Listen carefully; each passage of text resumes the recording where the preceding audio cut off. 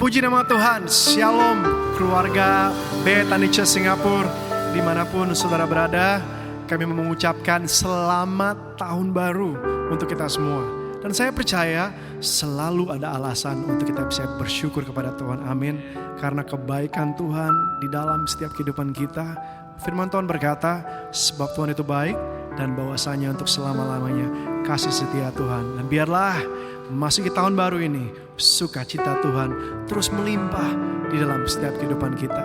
Yang siap memuji Tuhan saudara, boleh kita berikan tepuk tangan sama-sama bagi Tuhan yuk. Haleluya, mari datang ke dalam bait Tuhan dengan hati yang bersyukur.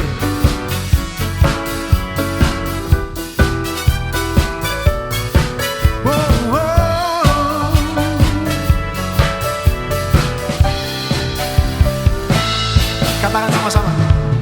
Datang ke bait-Nya dengan hati bersyukur, ke dalam pelataran-Nya dengan hati bersuka rasa, dan lihatlah betapa baiknya Tuhan bagi berlindung padanya.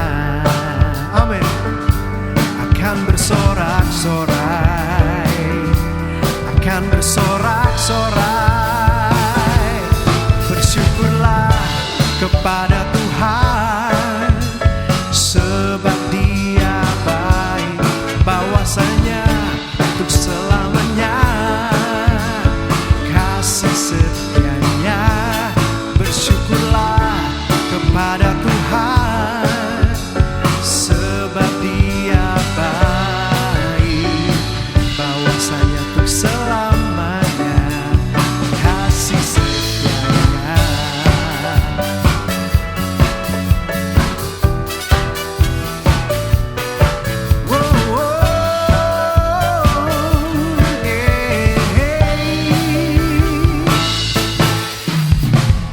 Datang ke bait-Nya dengan hati bersyukur, ke dalam pelataran-Nya dengan hati bersuka rasakan, dan lihatlah betapa baiknya Tuhan bagi berlindung padanya.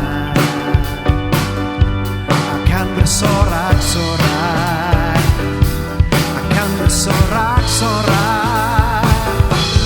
Bersyukurlah kepada Tuhan, sebab Dia baik, bahwasanya untuk selamanya kasih setianya. Bersyukurlah kepada Tuhan, amin, sebab Dia baik, bahwasanya untuk selamanya kasih setianya.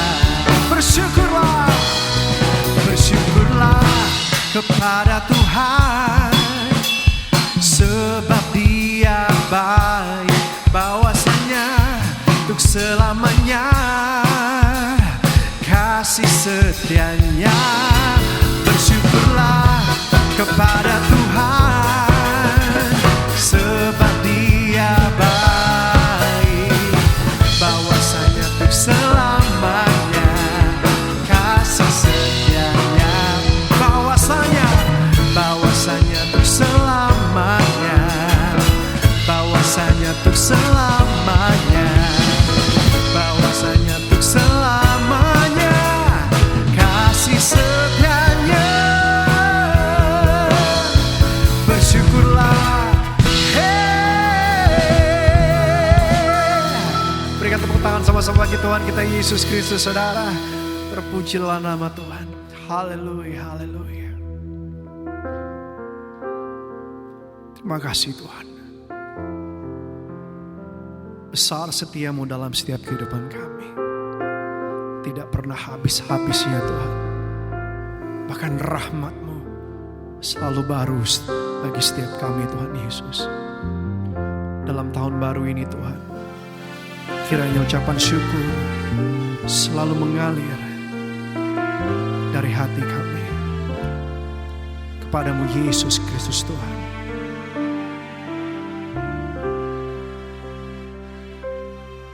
Tak berkesudahan kasih setia Tuhan, tak habis-habisnya, selalu baru setiap hari. Tuhan bagianku, tenanglah jiwaku, hatiku bersyukur atas perbuatanmu.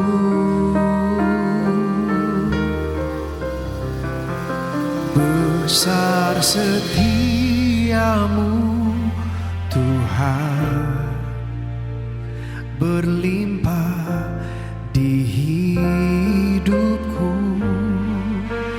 Besar kebaikanmu di sepanjang hidupku. Tuhan, ku percaya.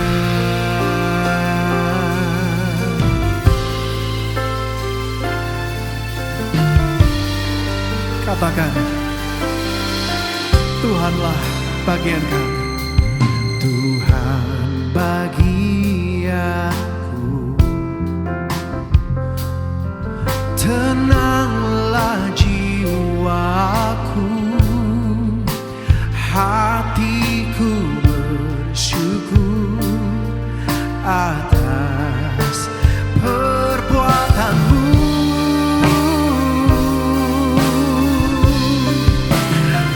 Besar setiamu Tuhan, berlimpah di hidupku.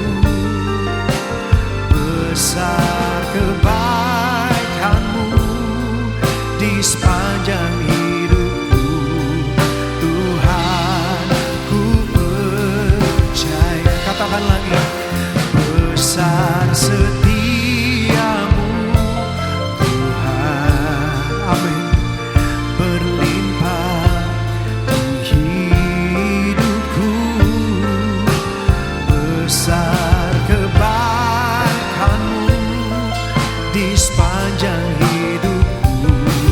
Tuhan, ku percaya.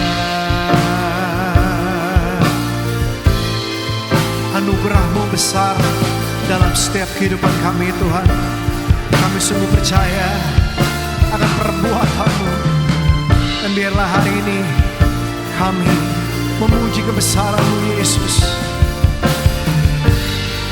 Dengan segenap hati katakan sama-sama, anugerah-Mu Tuhan.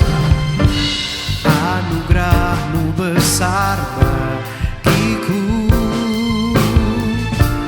nyata di setiap jalanku.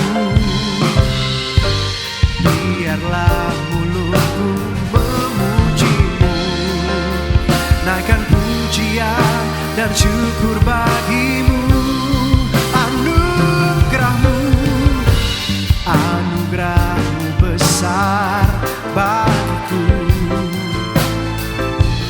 nyata di setiap jalanku.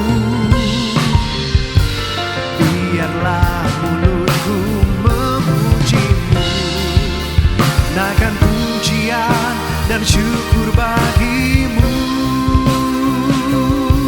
Oh, besar setiamu Tuhan, amin, berlimpah di hidupku. Besar kebaikan-Mu di sepanjang hidupku. Tuhan, ku percaya. Oh, besar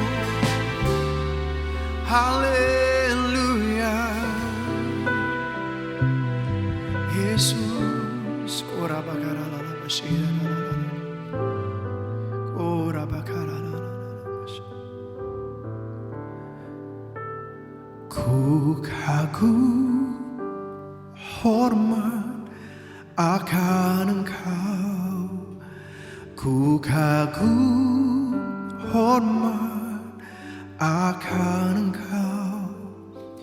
Kau Allah yang layak dipuji.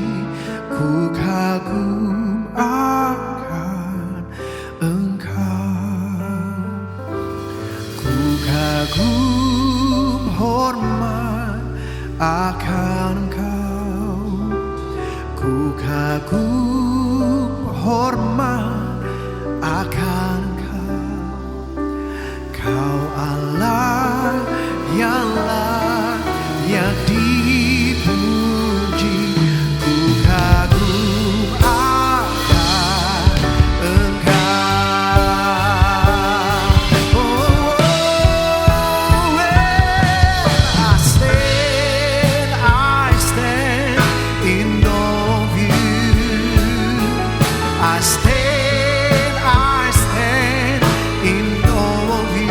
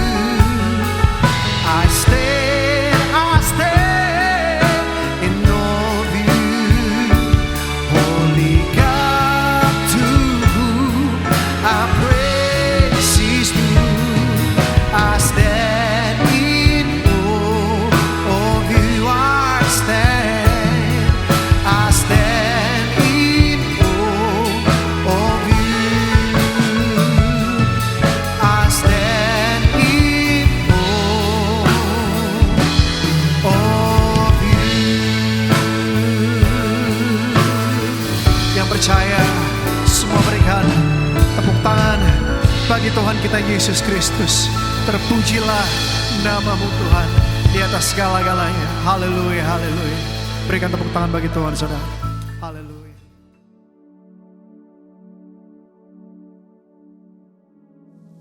Shalom semuanya. Waktu berjalan begitu cepat. Dengan tidak terasa kita memasuki hari pertama tahun 2026. Tema tahun 2026 adalah tahun amanat agung. The Year of Great Commission. Ayat emasnya diambil dari Matius 28 ayat 18 sampai dengan 20 dan Matius 24 ayat 14. Kita baru saja meninggalkan tahun 2025. Tahun penuaian. The Year of Harvest. Tahun 2025 juga tahun yang sukar, sulit, peperangan, bencana alam, ketidakpastian, krisis ekonomi yang semakin intens.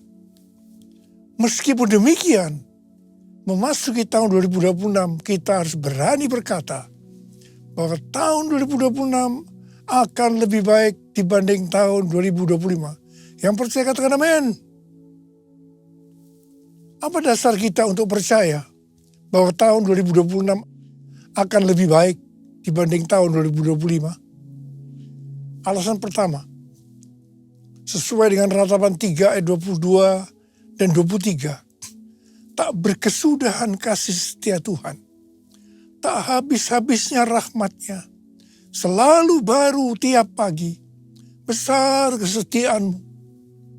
Kita harus percaya bahwa kasih setia Tuhan selalu baru tiap pagi, selalu baru tiap minggu, selalu baru tiap bulan, dan selalu baru tiap tahun. Haleluya. Alasan kedua, sesuai dengan Ratapan 3 ayat 24 yang berkata, Tuhan adalah bagianku atau jiwaku. Oleh sebab itu aku berharap kepadanya. Jadi kalau kita berharap kepada Tuhan, maka kita akan berani berkata bahwa tahun 2026 akan lebih baik dari tahun 2025. Haleluya. Orang yang berharap Tuhan diperbarui kuatnya, terbang naik dengan saya Raja Wali, berlari tiada penat, berjalan tiada lelah. Ajarku, harapkan Tuhan. Berlari tiada penat, berjalan tiada lelah. Ajarku, harapkan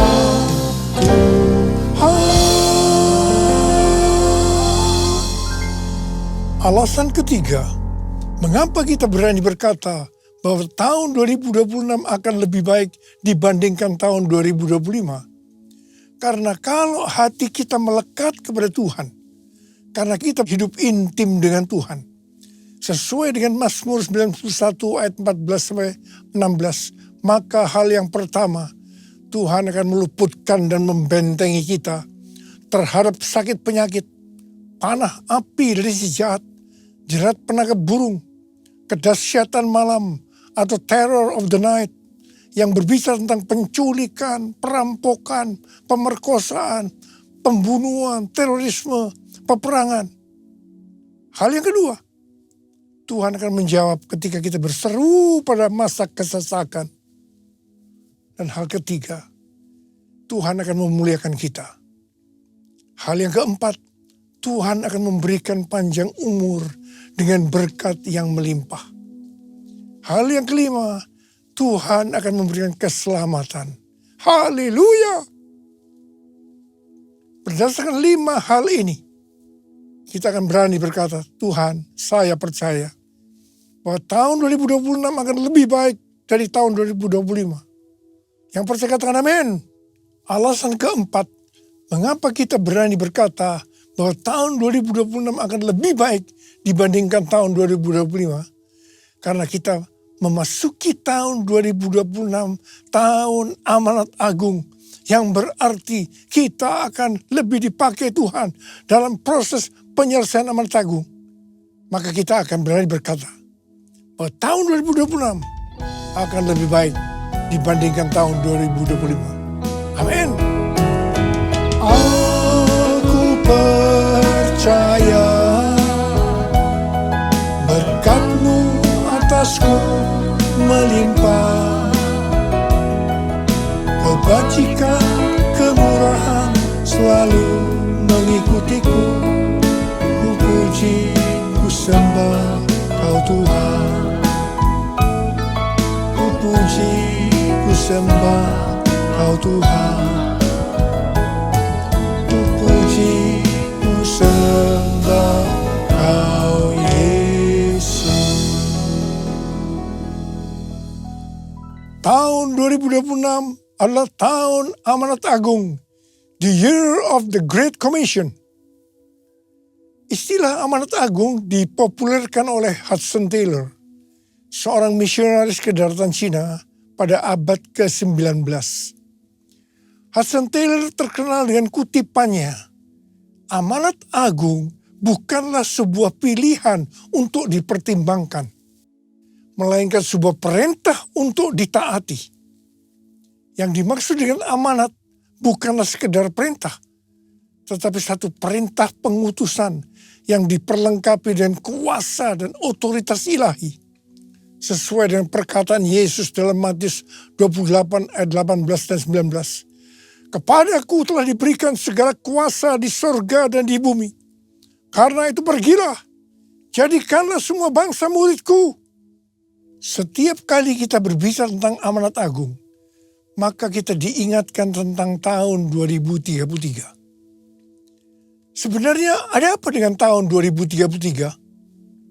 Tahun 2033 adalah peringatan 2000 tahun Tuhan Yesus disalibkan, mati, bangkit, naik ke surga. Peringatan 2000 tahun pencurahan Roh Kudus, yang berarti hari ulang tahun gereja yang ke-2000. Peringatan ke-2000 tahun dimulainya amanat agung. Tetapi beberapa tahun terakhir ini, Tuhan berbicara kepada gerejanya. Banyak organisasi-organisasi, aliran-aliran kekristenan yang mempunyai visi yang sama, yaitu target penyelesaian amanat agung tahun 2033.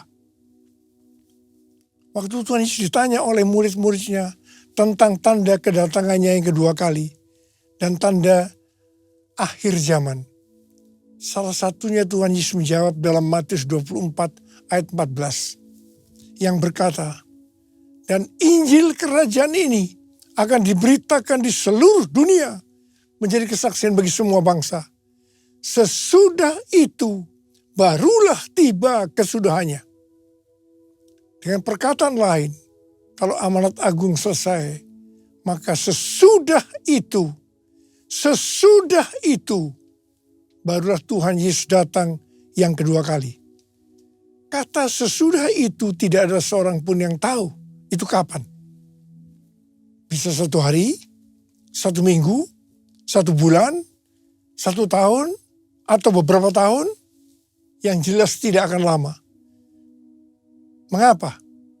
Sebab Tuhan Yesus berkata, aku datang segera. Jadi kalau Tuhan Yesus memberikan target penyelesaian amanat agung tahun 2033 bagi gerejanya, artinya tinggal 7 tahun lagi. Saya tidak berkata, sekali lagi, saya tidak berkata bahwa tahun 2033 Tuhan Yesus pasti datang. Ini tidak alkitabiah. Tapi kalau dikatakan tahun 2033 Tuhan Yesus bisa datang, ini alkitabiah. Karena kedatangannya bisa sewaktu-waktu. Saya mau mengajak kita semua agar semakin hidup intim dengan Tuhan. Banyak berdoa, memuji dan menyembah Tuhan. Dan terus berjaga-jaga. Saya akan ingatkan bahwa sesuai dengan Roma 8:29. Bahwa goal kita sebagai orang percaya adalah menjadi serupa dengan gambarnya. Artinya menjadi murid Kristus.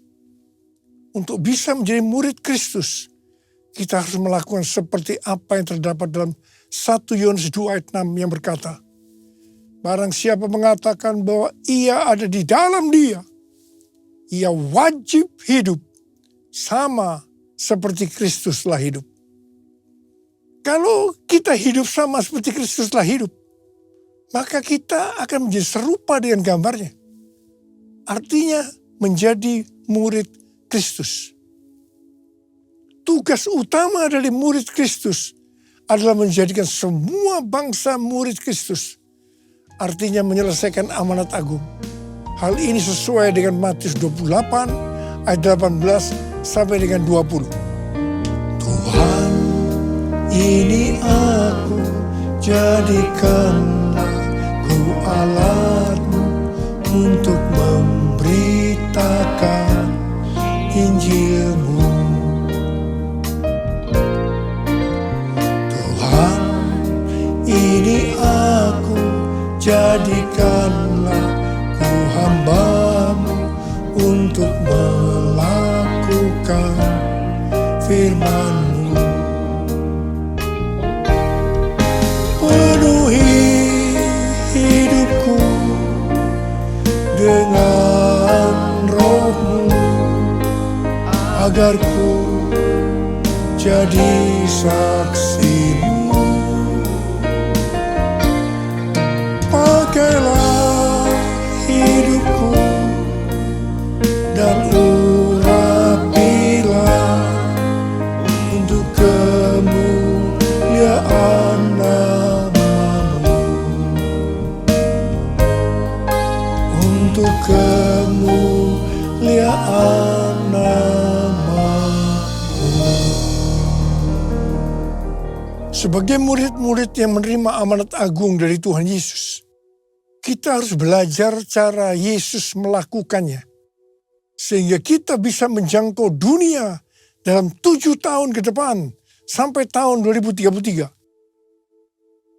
General Assembly yang ke-14 dari World Evangelical Alliance di Korea Selatan tanggal 27 sampai 30 Oktober 2025 yang lalu. Temanya adalah The Gospel for Everyone by 2033. Sebuah visi global bahwa Injil akan dijangkau ke semua orang dan semua bangsa hingga tahun 2033. Di sini Rick Warren menyampaikan tentang metode Yesus untuk menyelesaikan amanat agung yang berlaku di mana saja dan kapan saja. Metode ini disingkat dengan PEACE. P, pass on the good news. Sampaikan kabar baik, Injil kepada orang lain. E, equip disciples. Perlengkapi para murid agar mereka bisa bertumbuh dan melayani. E, alleviate suffering. Ringankan penderitaan orang lain dengan menolong mereka. C, continually pray. Berdoa terus-menerus. E, establish new churches. Dirikan gereja-gereja baru. Jadi ada 5 hal metode Yesus untuk menyelesaikan amanat agung. Yang pertama, sampaikan kabar baik, Injil kepada orang lain. Yang kedua, perlengkapi para murid agar mereka bisa bertumbuh dan melayani. 3, ringankan penderitaan orang lain dengan menolong mereka. 4, berdoa terus-menerus. Dan yang kelima, dirikan gereja-gereja baru. Perlu digarisbawahi bahwa kita harus melakukan semuanya ini seperti Tuhan Yesus melakukannya, agar amanat agung selesai. Supaya kita bisa melakukan seperti Yesus melakukan, sehingga amanat agung selesai, maka kita harus memiliki sifat atau karakter yang benar sebagai murid Kristus. Alkitab memaparkan karakter ini dalam 4 gambaran, yaitu anak kecil, prajurit, olahragawan, dan petani. Yang pertama, untuk bisa menyelesaikan amanat agung diperlukan karakter seperti anak kecil.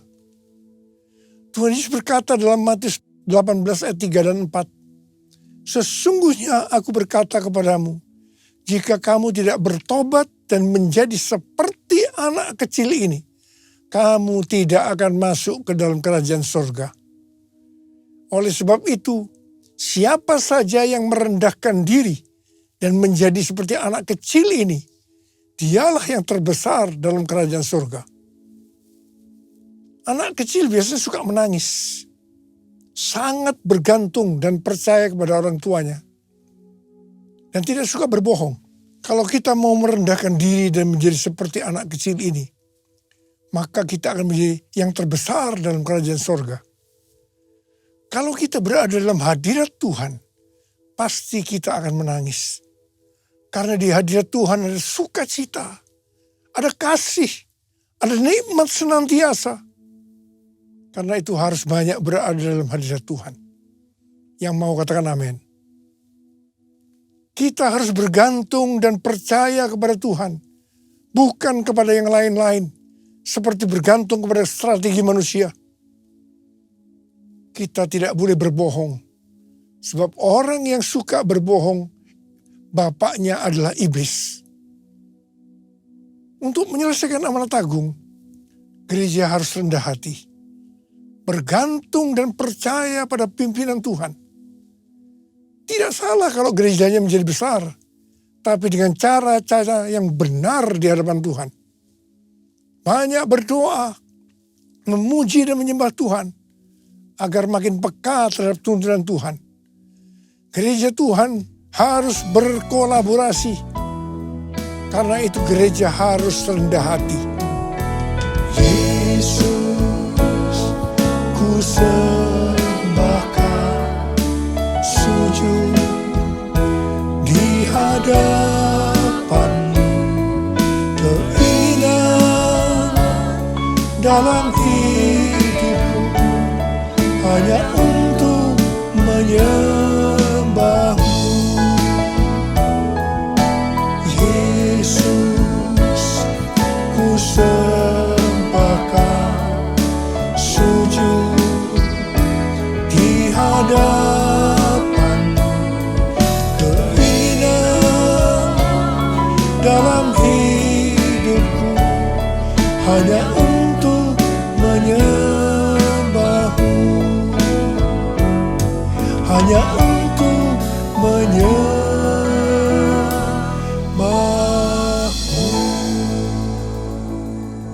Yang kedua, untuk menyelesaikan amanat agung diperlukan karakter prajurit.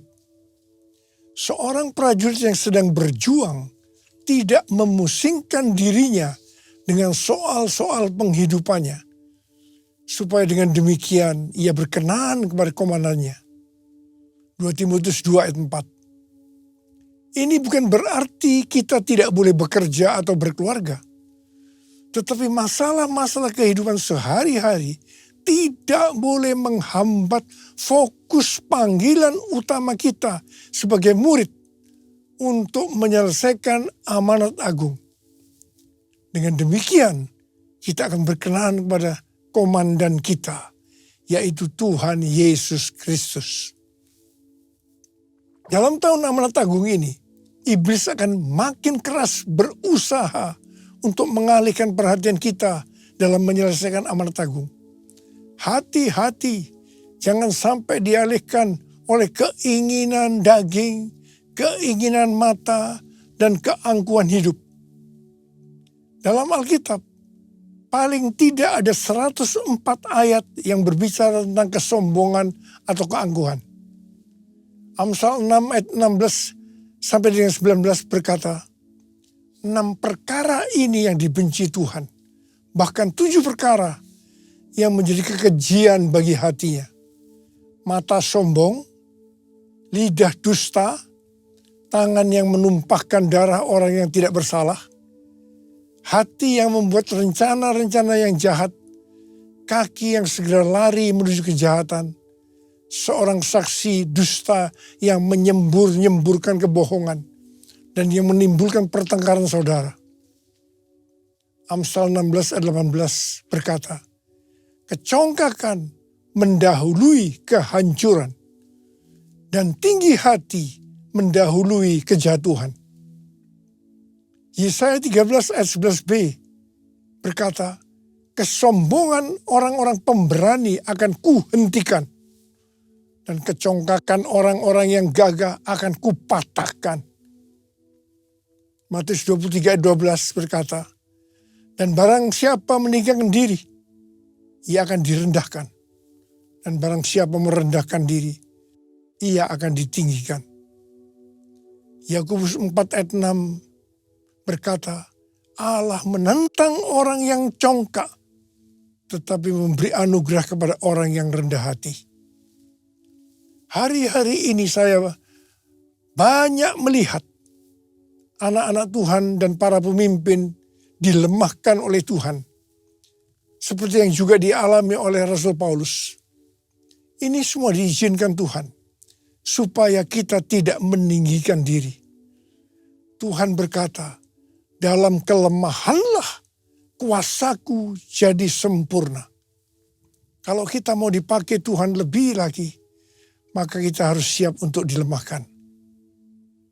Yang ketiga, untuk menyelesaikan amanat agung diperlukan karakter olahragawan. Seorang olahragawan hanya dapat memperoleh mahkota sebagai juara apabila ia bertanding menurut peraturan-peraturan olahraga. Supaya bisa menurut peraturan-peraturan olahraga, Rasul Paulus berkata dalam 1 Korintus 9 ayat 26 dan 27 sebagai berikut. Sebab itu aku tidak berlari tanpa tujuan. Dan aku bukan petinju yang sembarangan saja memukul. Tetapi aku melatih tubuhku dan menguasainya supaya sesudah memberitakan Injil kepada orang lain, jangan aku sendiri ditolak. Jadi untuk bisa menurut peraturan olahraga, Rasul Paulus melatih tubuhnya dan menguasainya. Di sini kita melihat bahwa untuk menyelesaikan amanat agung tidak mudah. Melatih tubuh dan menguasainya itu perlu pengorbanan. Hal ini perlu kita lakukan supaya seperti yang Rasul Paulus katakan, supaya sesudah aku memberitakan Injil kepada orang lain, jangan aku sendiri ditolak. 1 Yohanes 2 ayat 6 berkata, barang siapa mengatakan bahwa ia ada di dalam dia, ia wajib hidup sama seperti Kristus telah hidup. Ini harus dilakukan kalau mau pelayanan kita dalam menyelesaikan amanat agung seperti metode yang Yesus lakukan. Sehingga kita akan melihat tahun 2033 target penyelesaian amanat agung terjadi. Haleluya. Yang keempat, untuk menyelesaikan amanat agung diperlukan karakter petani. Alkitab menggambarkan sosok petani yang sabar, tekun, dan setia menabur. Petani tahu bahwa hasil tidak instan. Ia menabur, menyiram, menunggu, dan memelihara. Demikian juga dengan penyelesaian amanat agung. Hasilnya tidak instan. Ini bukan pekerjaan sehari. Kita harus menabur setiap hari. Menabur penginjilan lewat hubungan pribadi. Menabur kesaksian lewat pekerjaan dan profesi. Menabur tenaga dan waktu untuk pemuritan. Menabur kasih untuk meringankan penderitaan. Menabur doa tanpa henti. Menabur untuk pendirian gereja-gereja baru. Semua yang menabur pasti menuai. Saya mengajak untuk menabur semua hal ini setiap hari. Sampai amanat agung selesai. Dan setelah itu Tuhan Yesus datang kembali. Haleluya. Bumi penuh kemuliaannya, bumi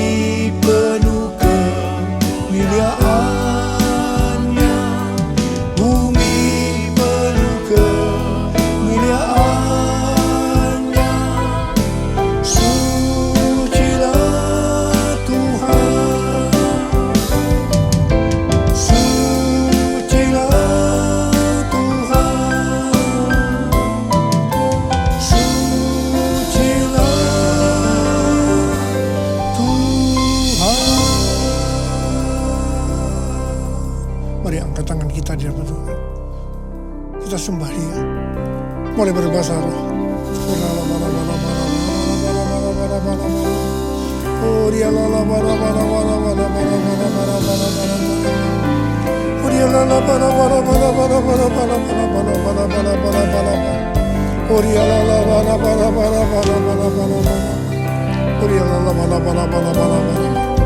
Oh Jesus, Jesus, Jesus, Jesus. Bapa, kalau kau izinkan kami boleh memasuki tahun 2026, semua karena kemurahan Tuhan. Terima kasih Abah. Terima kasih kami boleh memasuki tahun yang baru ini. Dan kami percaya tahun 2026 akan lebih baik dibandingkan tahun 2025. Hamba berdoa buat setiap anak-anak-Mu ya Abah. Berkatilah mereka masuk ke tahun yang baru ini. Pakai kami dengan lebih dahsyat lagi untuk menjadi alat-Mu menjelaskan amanat agung sampai dengan tahun 2033. Urapi saat ini ya Abah. Urapi kami. Terima pengurapan Tuhan. Terima.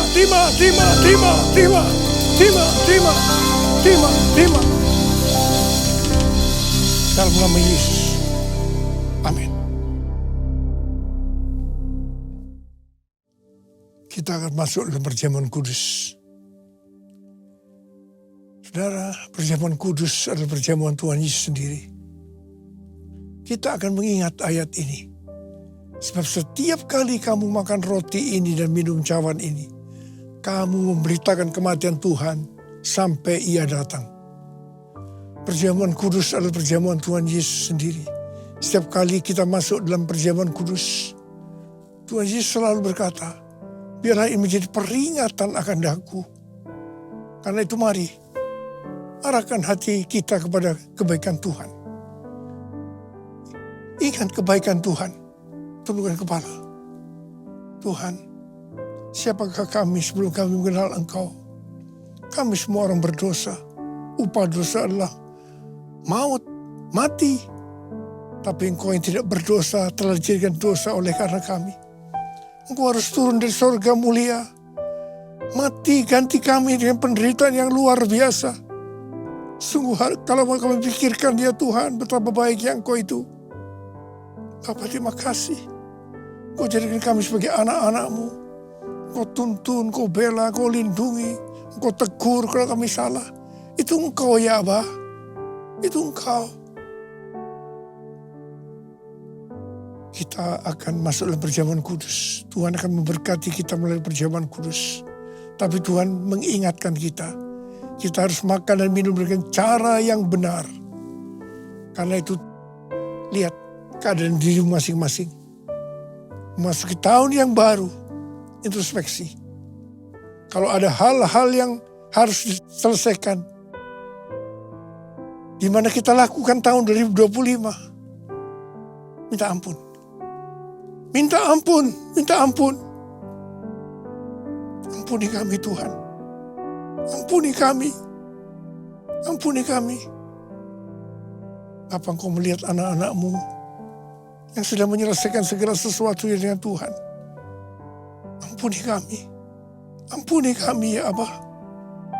Layakkan kami untuk masuk dalam perjamuan kudus. Kami akan masuk dalam perjamuan kudus dengan hati yang penuh ucapan syukur. Dalam nama Yesus kami berdoa. Amin. Mari kita angkat roti di tangan kanan kita tinggi-tinggi. Sebab apa yang telah kuteruskan kepadamu telah aku terima dari Tuhan. Yaitu bahwa Tuhan Yesus pada malam waktu Ia diserahkan mengambil roti. Dan sesudah itu Ia mengucap syukur atasnya. Dia memecah-mecahkannya dan berkata, inilah tubuhku yang diserahkan bagi kamu. Perbuatlah ini menjadi peringatan akan aku. Sudah dikasih Tuhan, bukan roti yang kita pecah-pecahkan ini adalah persekutuan kita dengan tubuh Kristus. Mari kita makan dalam nama Yesus.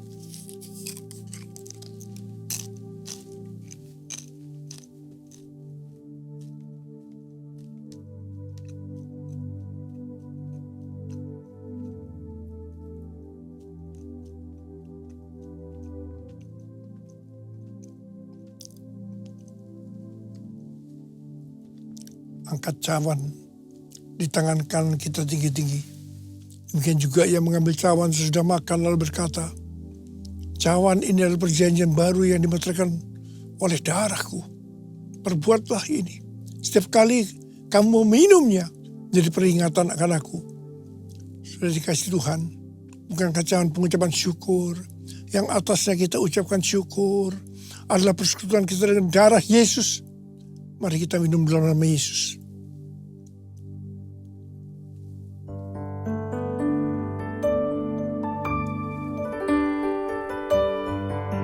Ucapkan syukur dan terima kasih. Dengan suara, jangan diam. Oh, terima kasih ya Tuhan. Terima kasih ya Tuhan, terima kasih. Terima kasih ya Tuhan, terima kasih ya Tuhan. Ya Tuhan, Tuhan terima kasih. Ora laba. Ya laba. Bapa terima kasih. Terima kasih. Saat ini kau sudah menyembuhkan yang sakit. Kau sudah membebaskan yang terikat. Kau menghibur yang susah. Kau menguatkan yang lemah. Kau memberikan pengharapan yang baru buat anak-anakmu. Memasuki tahun 2026. Tuhan terima kasih. Terima kasih. Terima kasih. Ucapkan terima kasih. Terima kasih. Terima kasih. Yesusku. Terima kasih. Yesusku.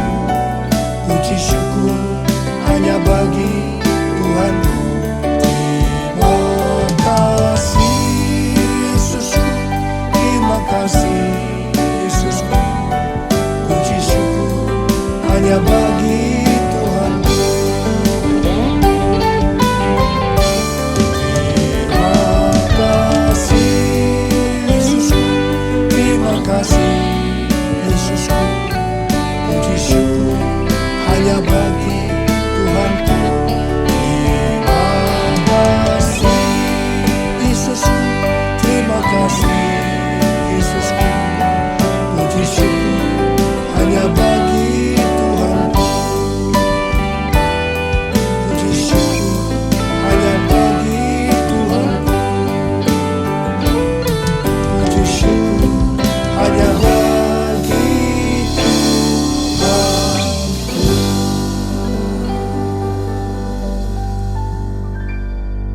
Sekarang terimalah berkat Tuhan. Kasih karunia yang berlimpah-limpah daripada Allah Bapa dalam anak yang tunggal Yesus Kristus. Persekutuan yang manis dengan Roh Kudus menyertai kita semua mulai hari ini sampai Tuhan Yesus datang menjemput kita di awan-awan dan bahkan sampai selama-lamanya. Yang percaya bersama-sama katakan amin. Saya mengucapkan selamat tahun baru 2026. Tuhan Yesus memberkati berlimpah. Haleluya.